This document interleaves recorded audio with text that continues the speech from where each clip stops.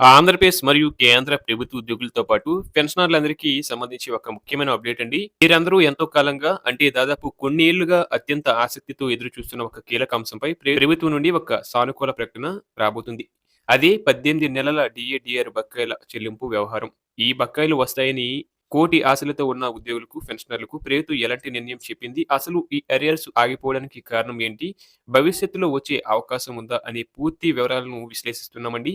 ఇక విషయంలోకి వెళ్తే దేశవ్యాప్తంగా ఉన్న లక్షలాది మంది ప్రభుత్వ ఉద్యోగులు మరియు పెన్షనర్లకు ప్రభుత్వం ఒక భారీ షాకింగ్ న్యూస్ చెప్పింది.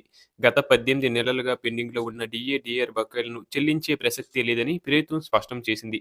అసలు ఈ సమస్య ఎక్కడ మొదలైందంటే 2020 సంవత్సరంలో ప్రపంచాన్ని వణికించిన కోవిడ్-19 మహమ్మారి సమయంలో దేశ ఆర్థిక పరిస్థితి అతలకుతలం కావడంతో ప్రభుత్వం ఒక కఠిన నిర్ణయం తీసుకుంది. ఆ సమయంలో అంటే జనవరి 2020 నుండి జూన్ 2021 వరకు సుమారు 18 నెలల పాటు పెరగాల్సిన కరువు భత్యాన్ని ప్రభుత్వం నిలిపేసింది.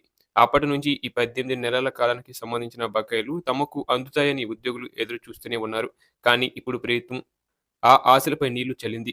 దీనికి సంబంధించిన పూర్తి వివరాలను కేంద్ర ఆర్థిక మంత్రిత్వ శాఖ స్వయంగా వెల్లడించింది.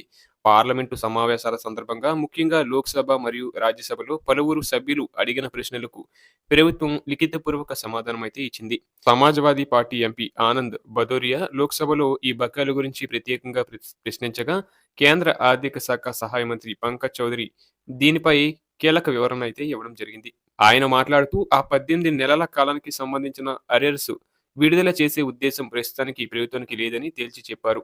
దీనివల్ల ప్రభుత్వ ఖజానాపై దాదాపు 34,000 కోట్ల రూపాయలు అదనపు భారం పడుతుందని, ప్రస్తుత ఆర్థిక పరిస్థితుల దృష్ట్యా అది సాధ్యం కాదని ఆయన వివరించారు. ఎందుకు ఈ బకాయిలను నిలిపివేయాల్సి వచ్చిందో ప్రభుత్వం చాలా స్పష్టంగా వివరించింది. కరోనా కష్టకాలంలో దేశం ఎదుర్కొన్న ఆర్థిక సంక్షోభం తక్కువది కాదు. ఆ సమయంలో పేద ప్రజలను ఆదుకోవడానికి ఉచిత రేషన్ పథకాలకు, కరోనా వ్యాక్సిన్ల తయారీ మరియు పంపిణీకి, అలాగే ఆరోగ్య మౌలిక సదుపాయాల కల్పనకు భారీగా నిధులు అవసరమయ్యాయి. మౌలిక వసతులు కల్పన మరియు సంక్షేమ కార్యక్రమాల కోసం ప్రభుత్వం ఆ నిధులను మళ్లించాల్సి వచ్చిందని మంత్రి పేర్కొన్నారు.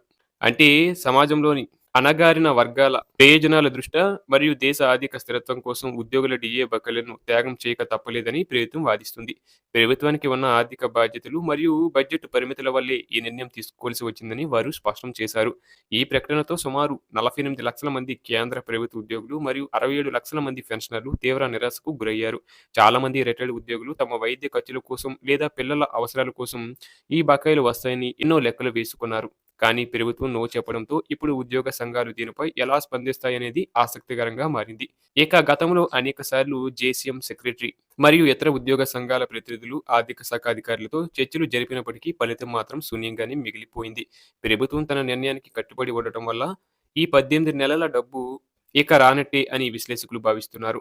మొత్తానికి చూస్తే 18 నెలల డీఏడీఆర్ బకాయిల అంశం ఇప్పుడు ఒక కొలిక్కి వచ్చినట్టే కనిపిస్తుంది. ప్రభుత్వం తన లిఖితపూర్వక సమాధానం ద్వారా ఈ చాప్టర్‌ను క్లోజ్ చేసే ప్రయత్నం చేసింది.